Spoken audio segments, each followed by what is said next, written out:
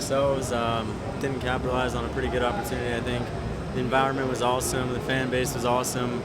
Kind of just a unique experience, but ultimately just a tough result. In the second half, I think we started well. We created some chances, had some good moments, but couldn't get a goal. And then obviously, they go down the other end and score a goal. So. Can you talk about the moment in the second half where you were on the ball in the middle of the field and it looked like you struggled with it and tripped over it? Can you just talk about that a little bit and like how you recovered quickly? Yeah, just thinking too fast, but it kept the ball. So yeah, it's just thinking too fast, but it's good. It happens.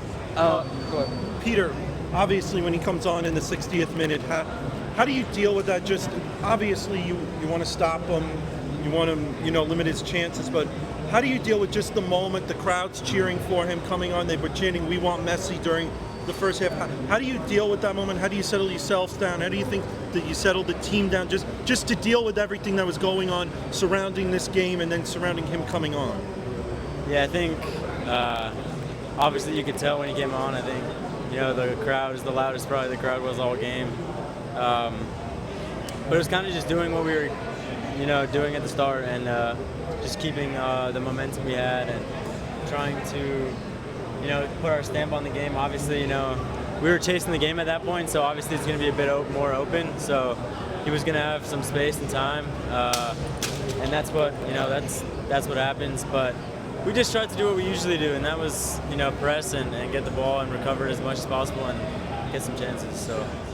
Just talk about being just a kid from New Jersey and now you're playing against one of the best players of all time. Just talk about kind of the emotions. Obviously players want to kind of separate the player from who he is once you play him actually on the field, but how hard is that kind of to be like, that's Messi I'm going up against? Yeah, I mean, it's kind of surreal, obviously. Like, he just won a World Cup, I think, like 6 or 7 months ago, and he's crazy. He's playing in our league. It's amazing to see him out in Red Bull Arena. Obviously, it's kind of like just a surreal moment, I think, obviously, to play against probably the best player ever to play the game. So, Peter, you had some good chances. We know that at times this season the finishing has been a little bit inconsistent. It's been a little better lately, especially when you beat DC. But how do you get back to that sort of way of just creating chances and then finishing the chances, getting yourself in good positions, and getting the goals that you really need to get?